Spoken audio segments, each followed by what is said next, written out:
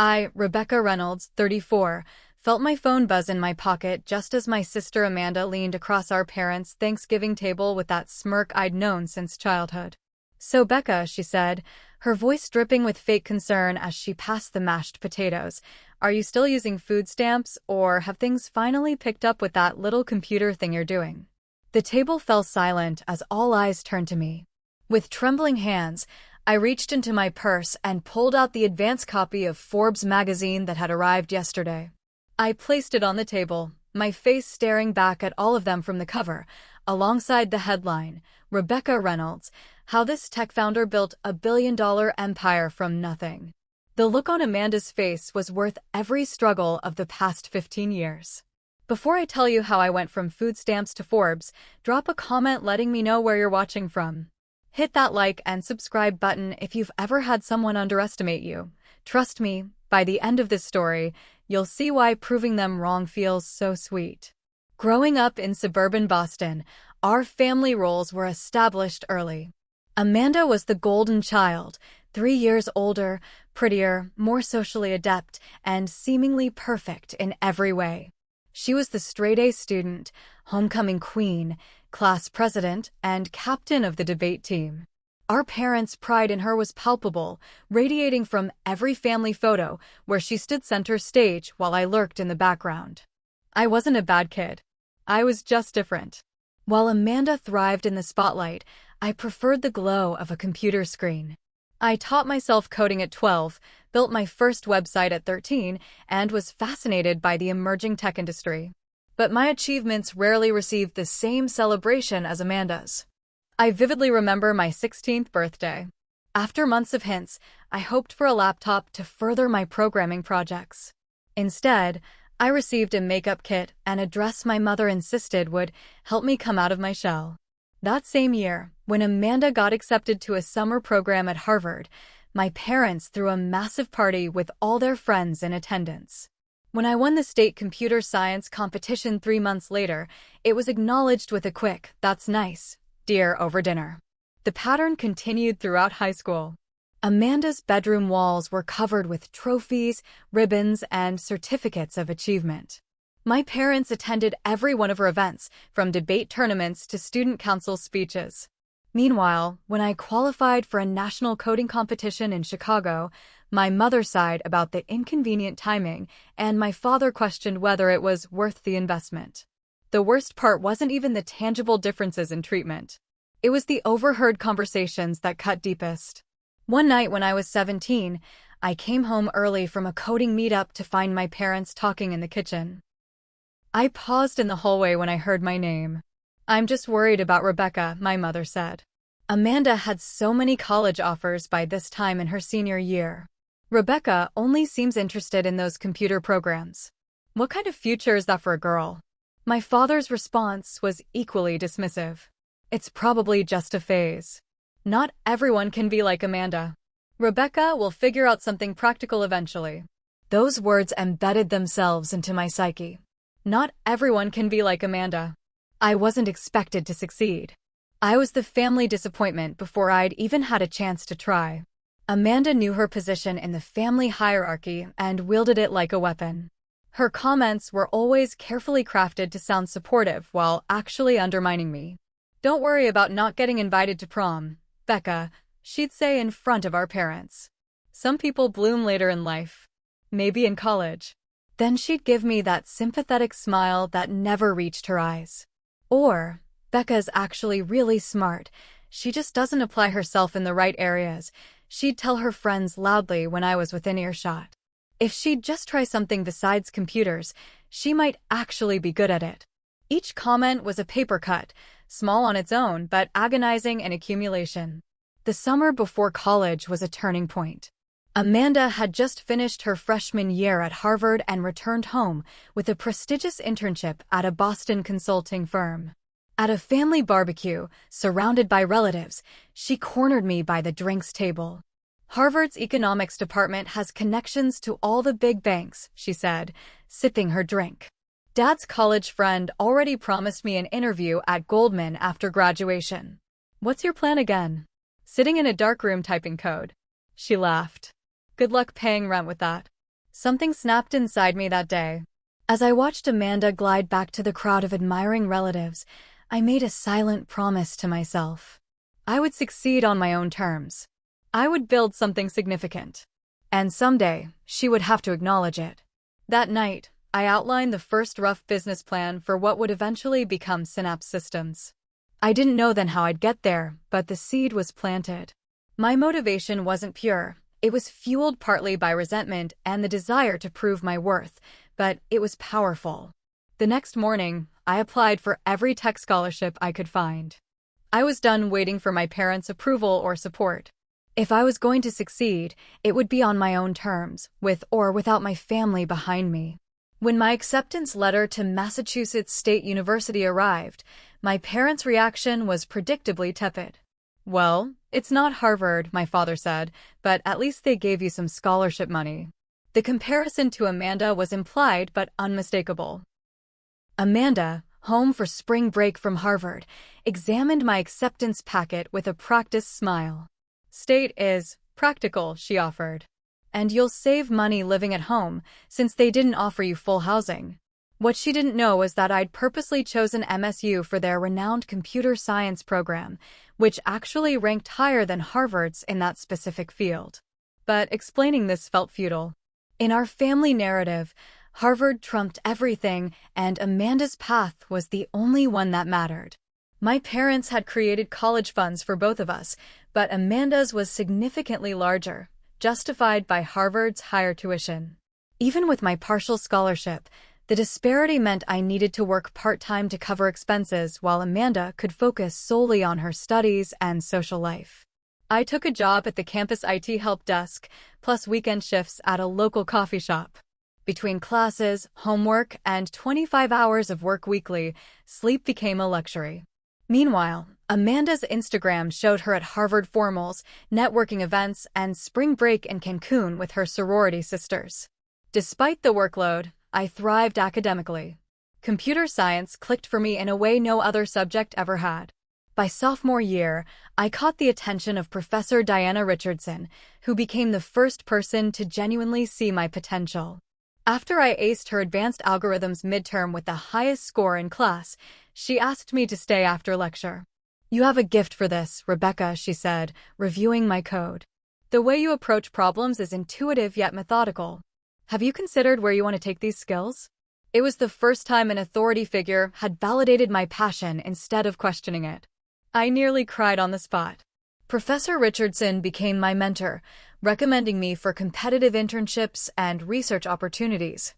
Under her guidance, I began developing what would eventually become the foundation for Synapse Systems, an AI-driven financial analysis tool that could identify market patterns human analysts might miss. By senior year, my prototype won the university's innovation competition, earning a small grant to continue development. The local tech blog covered the win, marking my first media mention. I proudly showed the article to my parents. "That's interesting," my mother said, skimming it quickly. "But is there money in this sort of thing?" 2 weeks later, when Amanda was featured in Harvard's alumni magazine for organizing a charity fundraiser, the article was framed and displayed prominently on our living room wall. Graduation day brought its own brand of family dynamics. As I waited in line with my computer science classmates, I spotted my parents in the audience, my father checking his watch repeatedly. They had made it clear that they could only stay for an hour before leaving for Amanda's law school graduation dinner, an event scheduled unfortunately close to my ceremony. After receiving my diploma cum laude, though Amanda had graduated summa cum laude, I found my family for photos. Amanda had come along, elegant in a designer dress that made my department store graduation outfit look shabby by comparison. "Congratulations, little sis," she said, air-kissing my cheek. "A tech degree is so useful these days. Everyone needs IT support, right?" I bit my tongue, knowing she was deliberately mischaracterizing my degree. Computer science and IT support were entirely different fields, but explaining the difference again seemed pointless. "Thanks for coming," I said instead, forcing a smile for the family photo. My post-graduation plan was to work for a tech firm while developing my software on the side. I had lined up a junior developer position at a Boston startup with decent pay and benefits. 2 weeks before my start date, the company lost its funding and laid off half its staff, including all new hires. With student loans entering repayment and my parents making it clear that moving back home was a temporary last resort, I frantically applied for any tech job available. But the 2008 recession had tightened the market and entry-level positions were scarce. After 3 months of rejections, my savings depleted, I faced a humiliating reality. I needed assistance. The day I applied for food stamps was the lowest point of my life. Sitting in the government office, filling out forms detailing my financial situation, I felt like a complete failure.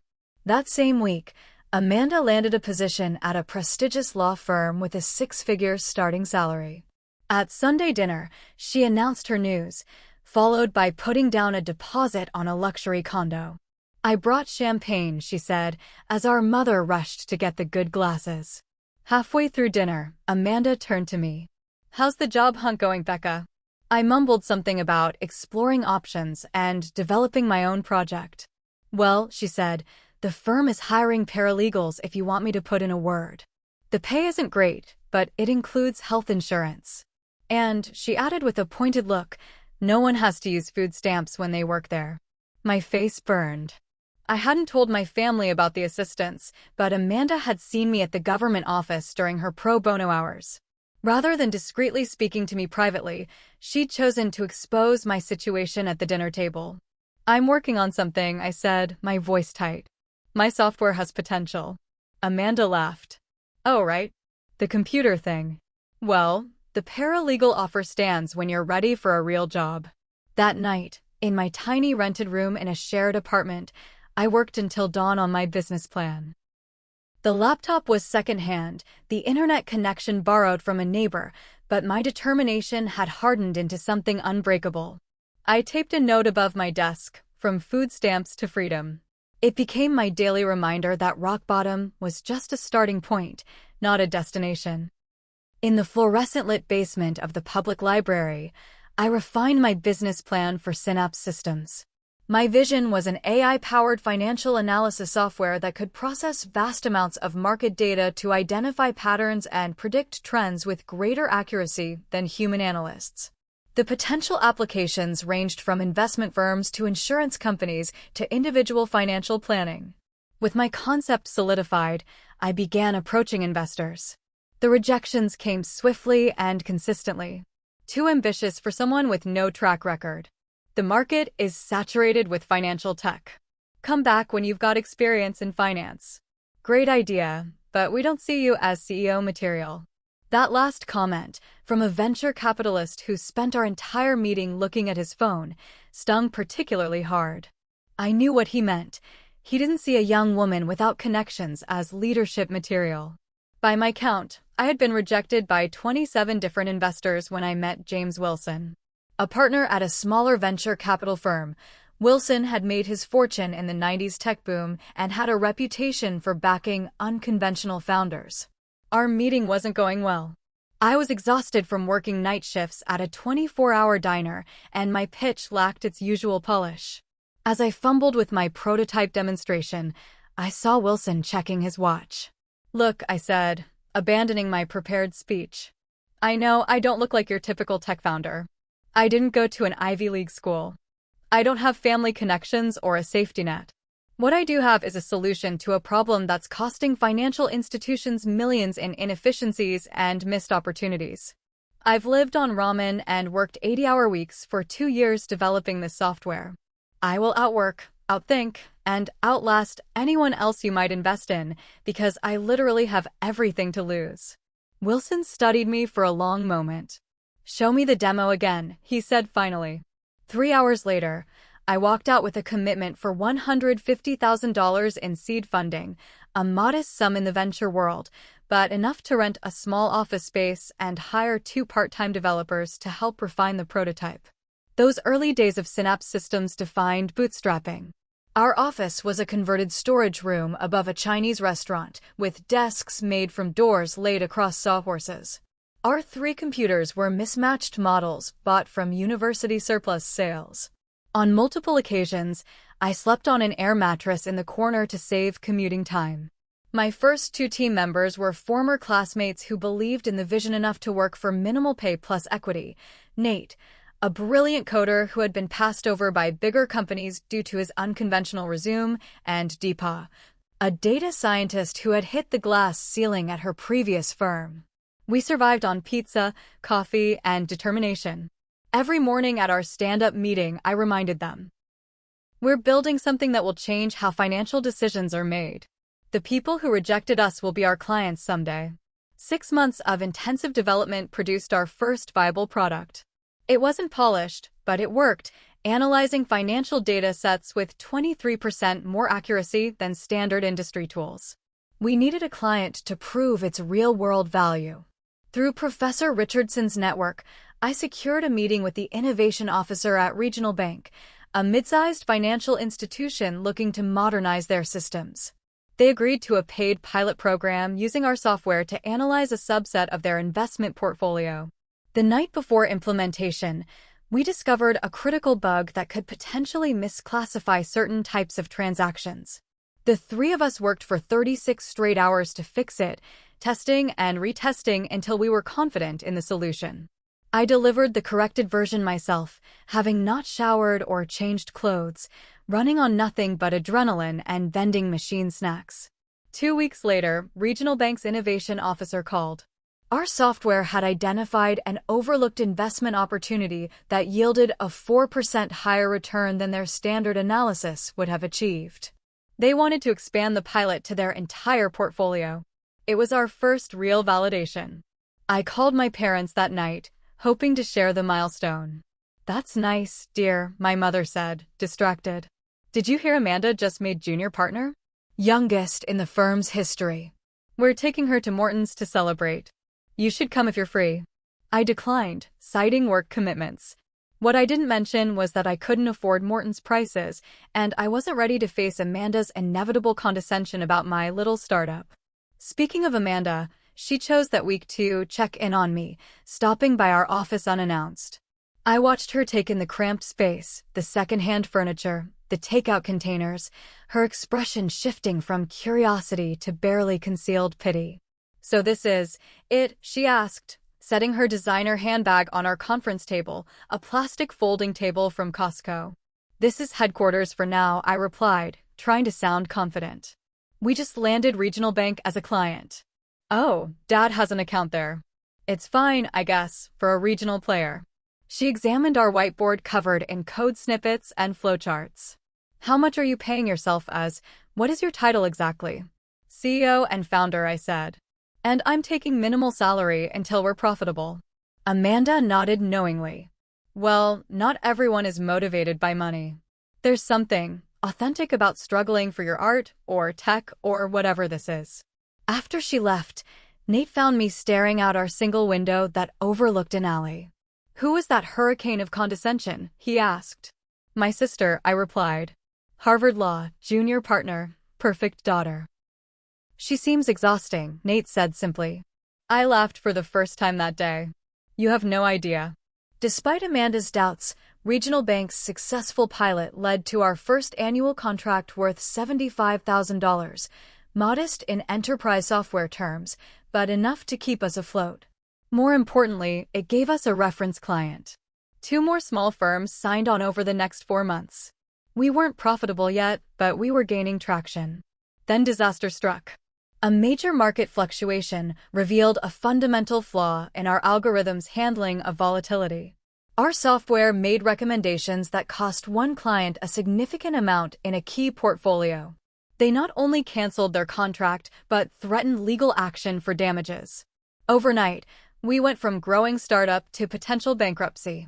Our minimal cash reserves would be wiped out by even a modest settlement, let alone a protracted legal battle. For 3 days, I barely left the office, reviewing every line of code, identifying the problem, and working on a fix.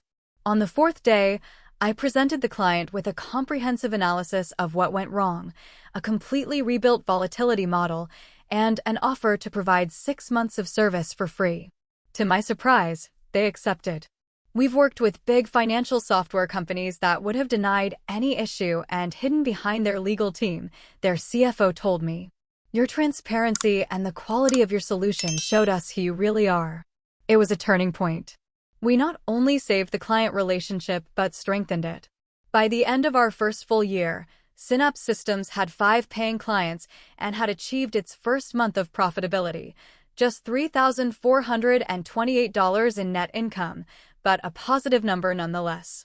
I framed the first profitable month's financial statement and hung it in our still modest office. Below it, I added a new note, from food stamps to first profit. We weren't where I wanted to be yet, but we'd survived the hardest part, proving we could build something valuable enough that people would pay for it. That night, I treated the team to dinner at an actual restaurant instead of our usual takeout. As we toasted with cheap champagne, I felt a surge of confidence. This is just the beginning, I told them.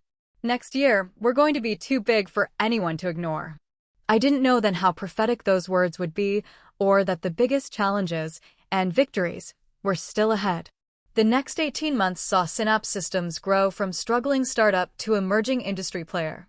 We moved to a legitimate office space in Boston's growing tech district, expanded to a team of 15, and refined our product into what we now called FinIntel, a comprehensive financial intelligence platform that could analyze market trends with unprecedented accuracy. My leadership style evolved with the company. No longer just the technical founder doing everything myself, I had to learn to delegate, manage a team, and think strategically about our future. I worked with an executive coach who helped me transition from coder who started a company to CEO who understands coding. Professor Richardson, still a valued mentor, connected me with business school resources that filled gaps in my knowledge. I devoured books on management, finance, and leadership, often reading late into the night after full workdays. The imposter syndrome never fully disappeared, but I became more comfortable in my role with each successful client meeting and strategic decision. Our big breakthrough came with the development of our flagship product, FinIntel Predict. While our competitors offered retrospective analysis of financial data, our software could predict market movements with 76% accuracy, a game changer for investment firms. The proprietary algorithm I had initially conceptualized in college had evolved into something truly revolutionary. Our growing reputation earned us an invitation to FinTech Forward, the industry's premier conference. It was our chance to showcase our technology to potential enterprise clients who could transform our business overnight. I arrived at the conference energized and prepared, only to face a familiar pattern of dismissal.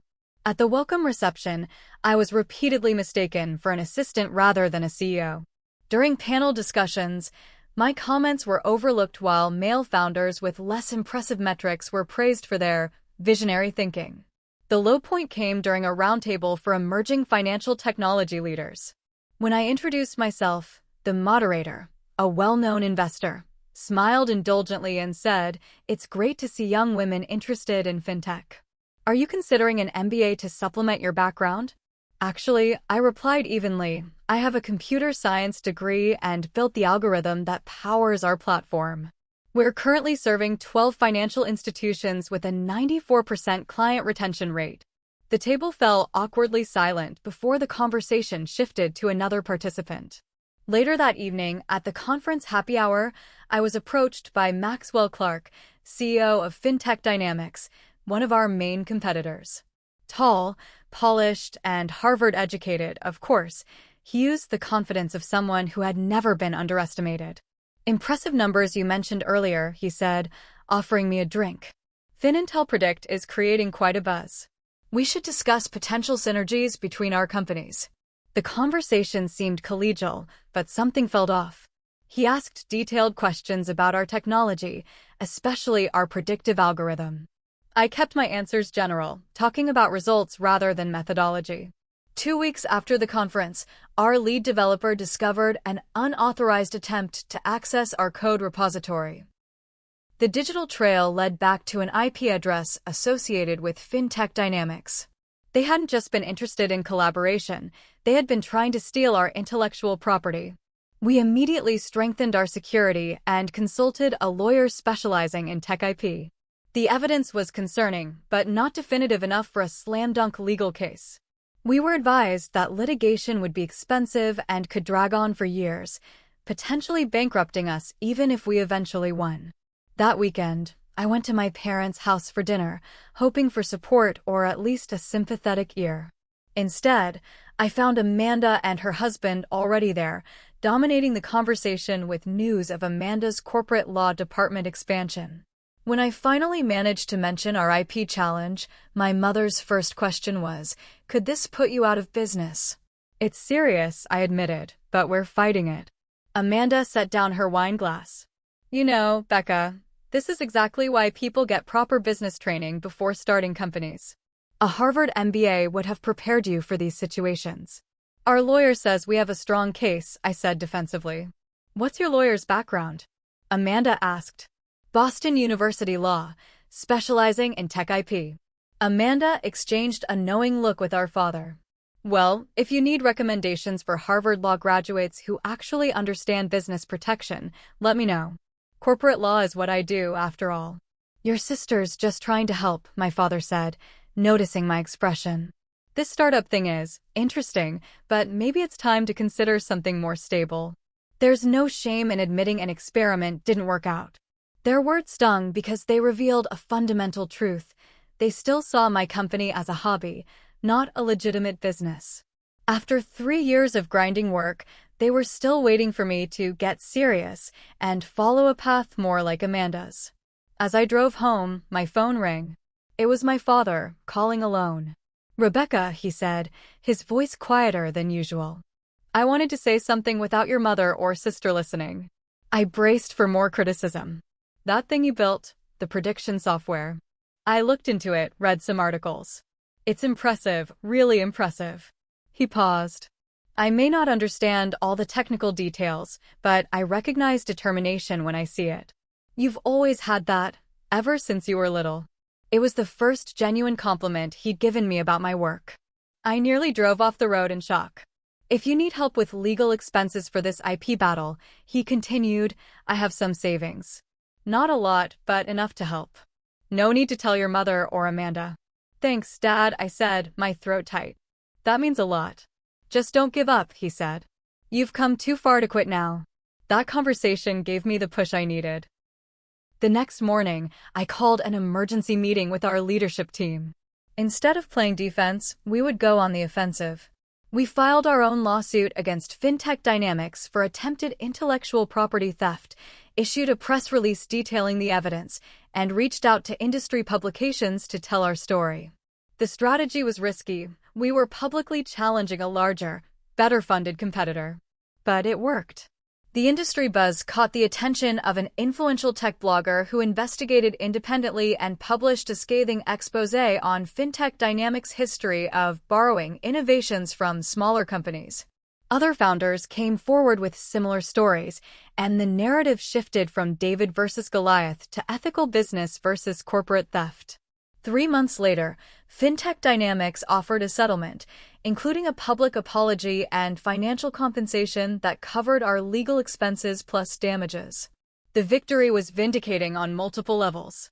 We had protected our technology, gained industry respect, and demonstrated that Synapse Systems was a force to be reckoned with. The publicity significantly raised our profile, leading to inquiries from larger potential clients who had previously overlooked us. Most importantly, we showed the industry that innovation and integrity could win against entrenched power and privilege. In my office, I added another note below our framed first profit statement, from food stamps to fighting back. The months following our legal victory marked a transformation for Synapse Systems. Industry recognition of our technology's value translated into explosive growth. We landed Goldman Sachs as a client, ironic given Amanda's earlier boasts about her connections there. They implemented FinIntel Predict across their algorithmic trading division, providing us with both substantial revenue and invaluable prestige. Other major financial institutions followed. Our team expanded to 40 employees, necessitating another office move. We raised a series of funding round of $12 million at a $100 million valuation, a far cry from the days of sleeping on an office air mattress and surviving on ramen. The personal milestones paralleled our business success. I purchased my first home, a modest but beautiful condo in Cambridge with big windows and space for a proper home office. After years of financial stress, I finally had stability and even some luxury in my life. I could afford nice clothes, regular haircuts, and dinners at restaurants where the menus didn't list prices. Media attention followed naturally. TechCrunch profiled Synapse as the AI upstart revolutionizing financial analysis. The Boston Business Journal named me one of their 40 under 40 business leaders. Local television stations requested interviews about being a woman in the male-dominated fintech world. My parents' attitudes subtly shifted. My mother began mentioning Rebecca's company to her friends. My father sent me clippings of business articles that reminded him of our work. They didn't fully understand what I did, but they recognized that others considered it significant. The most surprising shift came from Amanda. After years of dismissive comments and backhanded compliments, she suddenly took an interest in my career. She called more frequently, asked questions about the business, and even requested my opinion on legal matters related to her clients' tech investments. "We should grab lunch," she suggested during one call. "It's been too long since we really caught up." Over an expensive meal at her favorite restaurant, which she insisted on paying for, Amanda was uncharacteristically warm. "I've been following your success," she said, sipping her wine. "The Goldman deal is impressive. I always knew you were smart, but I had no idea you'd build something this substantial." The validation I'd once desperately craved from her now felt oddly hollow. "Thanks," I said simply. "I've been thinking," she continued, "about how our family could be more supportive. Mom and Dad are from a different generation. They don't really get tech. But I understand what you've built." She leaned forward. "I'm proud of you, Becca." Something in her tone made me wary, but I pushed the feeling aside. Maybe she was genuinely trying to repair our relationship. Maybe my success had finally earned her respect. A week later, Amanda called with what she described as an opportunity. "Tom's been unhappy at his firm," she said, referring to her husband.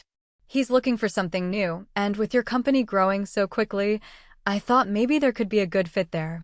Tom had a background in traditional banking, not technology or startups.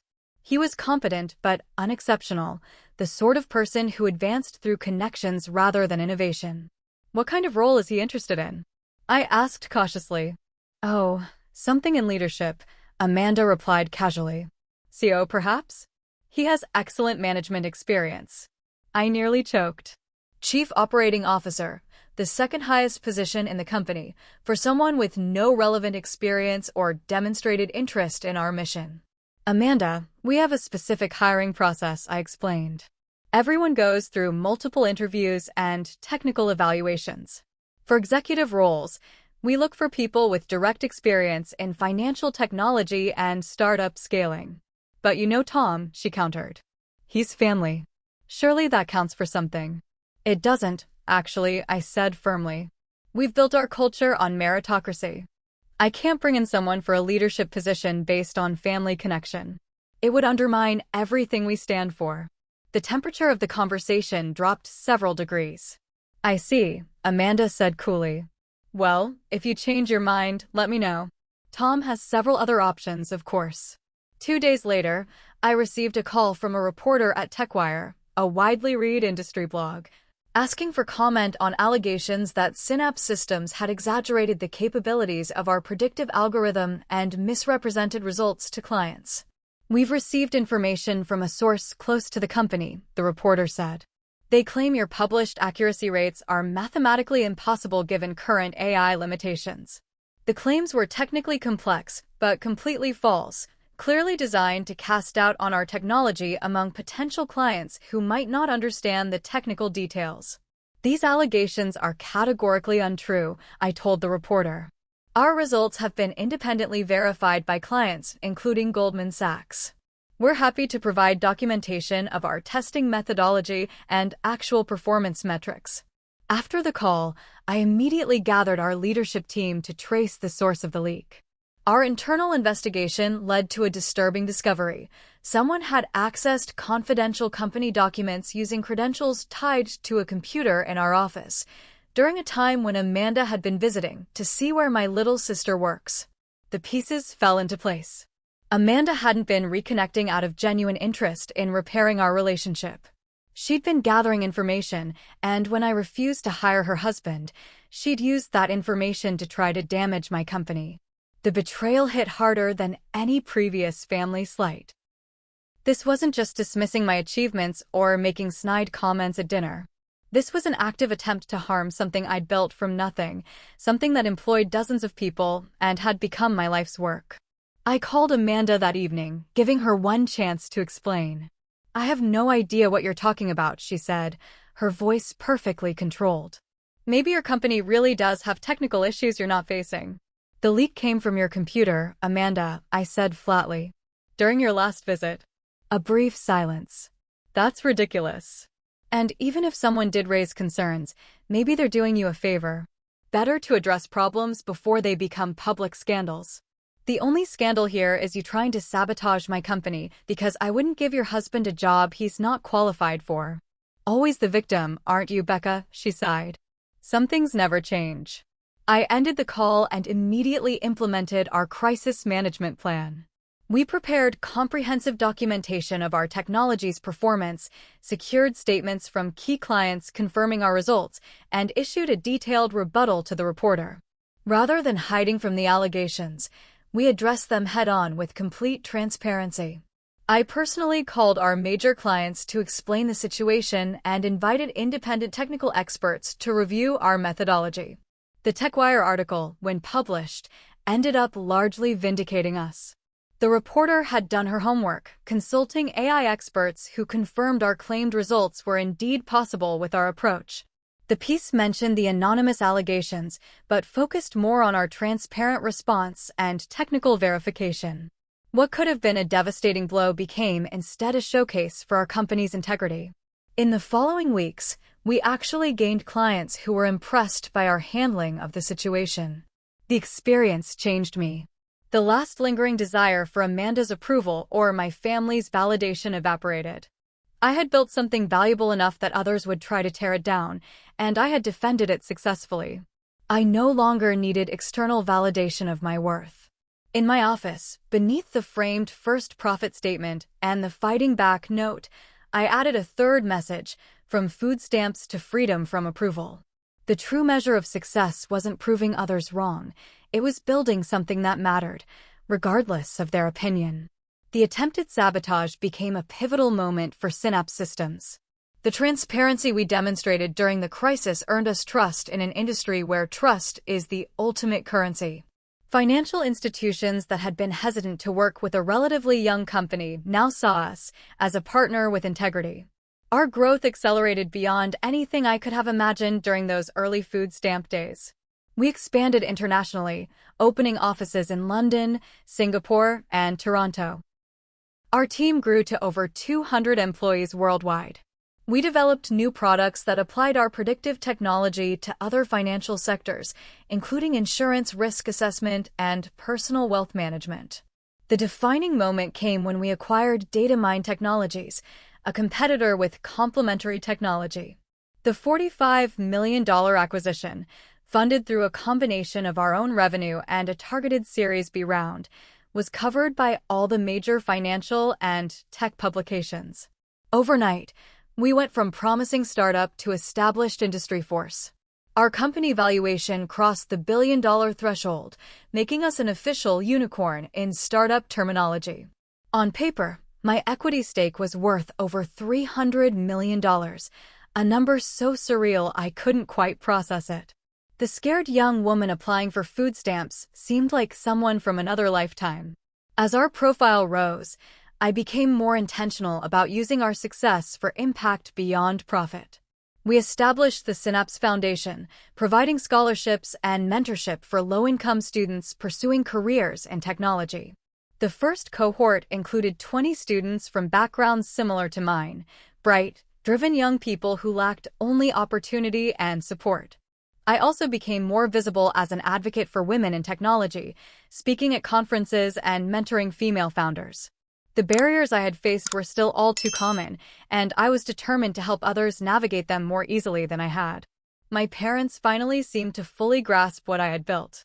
My father, in particular, became an enthusiastic supporter, proudly wearing Synapse-branded gear and reading everything published about the company. My mother was quieter in her pride, but showed it by framing magazine articles about me alongside the family photos that had once featured only Amanda's achievements.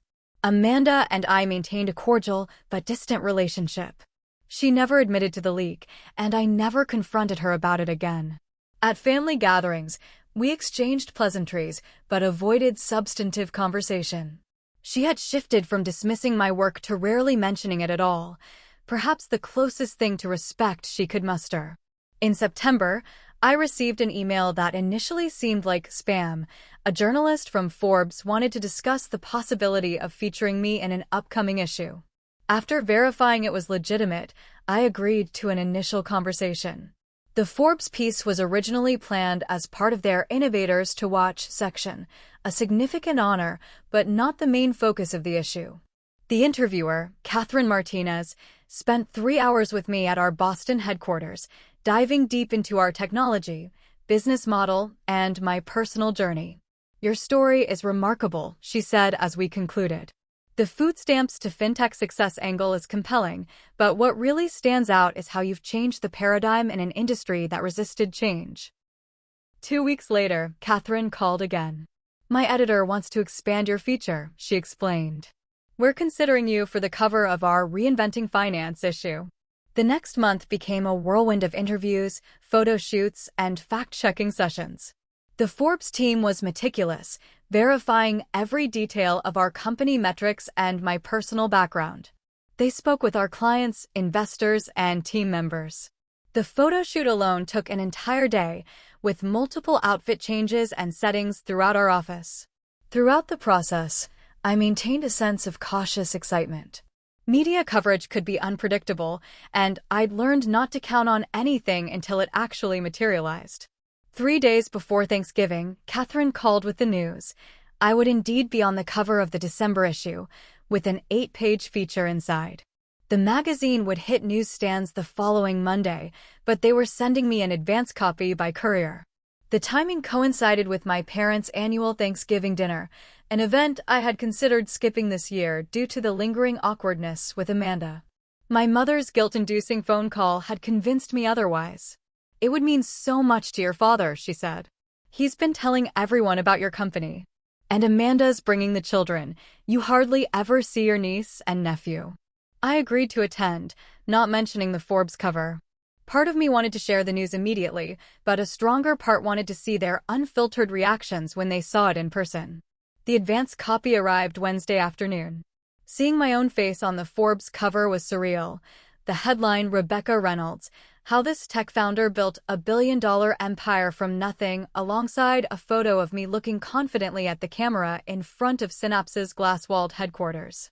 The article inside was even better than I'd hoped, thoughtful, accurate, and highlighting not just our business success, but our company culture and social impact initiatives. Catherine had captured the essence of our journey without sensationalizing or oversimplifying it. I carefully placed the magazine in my bag Thursday morning as I prepared to drive to my parents' suburban home. This Thanksgiving would be different from all the others. The little sister who had been dismissed, overlooked, and underestimated was returning as a Forbes cover subject and successful entrepreneur. As I pulled into my parents' driveway, I took a deep breath. I wasn't seeking revenge or planning to gloat. This moment wasn't about proving Amanda wrong. It was about finally being seen for who I was and what I had accomplished. I checked my reflection in the rearview mirror, straightened my shoulders, and headed inside, the magazine tucked discreetly in my purse. Whatever happened next, I was ready. The familiar scent of my mother's roast turkey and cinnamon apple potpourri greeted me as I entered my childhood home. The living room was meticulously decorated with the same autumn-themed centerpieces and candles that had adorned our Thanksgiving table for decades. Some things never changed. Rebecca. Finally, my mother called from the kitchen. Everyone's already here. Everyone meant Amanda, her husband Tom, their 2 children, and my father, all gathered in the living room watching the Thanksgiving Day parade. Amanda looked up from her phone as I entered, offering a practiced smile that didn't reach her eyes. "Nice of you to join us, Becca," she said. "We were just talking about Tom's new position at Meridian Bank. Senior Vice President of Strategic Initiatives." "Congratulations," I said, giving Tom a polite nod. He'd landed on his feet despite my refusal to hire him, likely through Amanda's connections as usual. My father rose to give me a genuine hug. "Good to see you, Rebecca. How's the company?" Before I could answer, my mother announced dinner was ready. We filed into the dining room, taking our usual seats, my parents at the ends of the table, Amanda and her family on one side, me alone on the other. The physical arrangement perfectly mirrored the family dynamic that had shaped my childhood. The first half hour followed the familiar pattern of Amanda dominating the conversation. Her children's academic achievements, Tom's promotion, her latest high-profile legal case, their recent vacation to the Maldives. My mother asked encouraging questions, my father nodded appreciatively, and I picked at my food, feeling like I was 16 again. "So, Rebecca," Amanda said eventually, turning her attention to me during a lull, "still working those crazy startup hours? You should be careful. Those eye bags are starting to look permanent." I smiled tightly. "The hours are worth it. We're doing well." "That's nice," she said dismissively. Though I was reading about the tech bubble possibly bursting again. "These things are cyclical, you know." My mother jumped in with forced brightness. "Rebecca's company is doing something with computers and money. Very technical. Artificial intelligence for financial analysis," my father corrected, surprising me with his accuracy. "They work with some major banks now." Amanda raised an eyebrow. "Well, everyone's calling everything AI these days.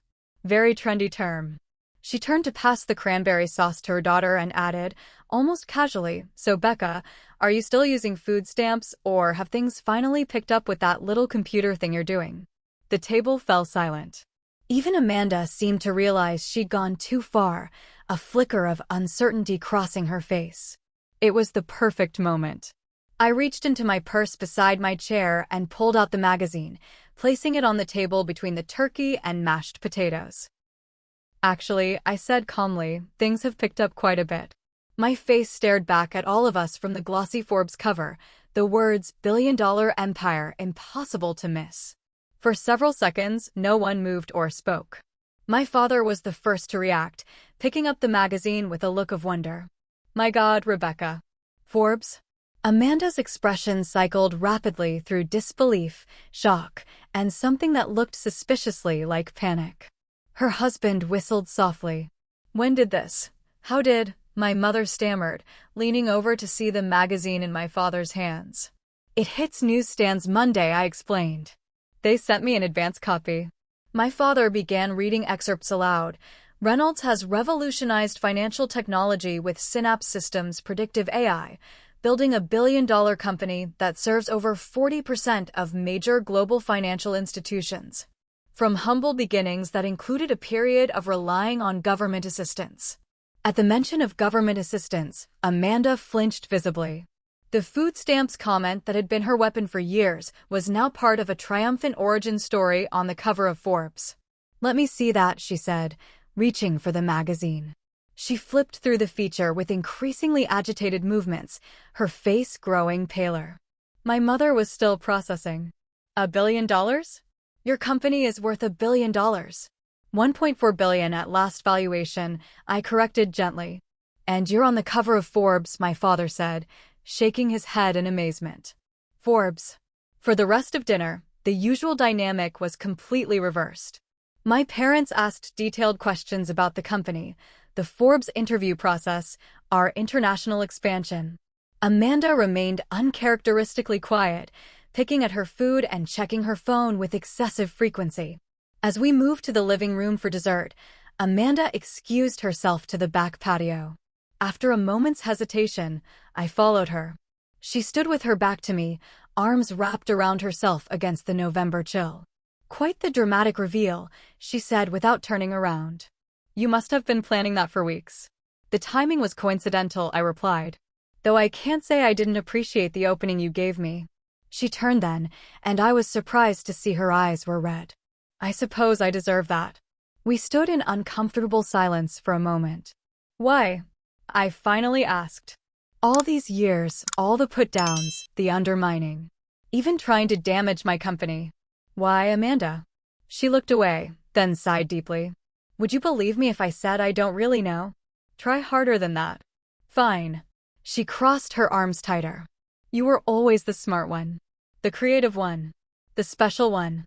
I stared at her in disbelief. Are you serious? I was the disappointment. You were the golden child. Everyone knew that. Everyone except me, she said quietly. Do you have any idea what it's like to be perfect, Amanda? The straight-A student, the Harvard graduate, the youngest partner? One slip, one failure, and the entire facade crumbles. I never had the option to take risks or follow passions. I had to be exactly what was expected of me.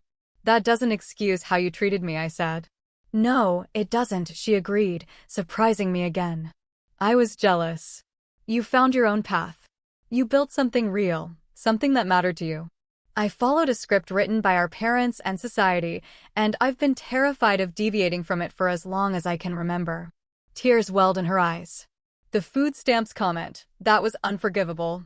I knew it the moment I said it. I think I needed to believe you were failing because your success threatened everything I thought I knew about how life was supposed to work.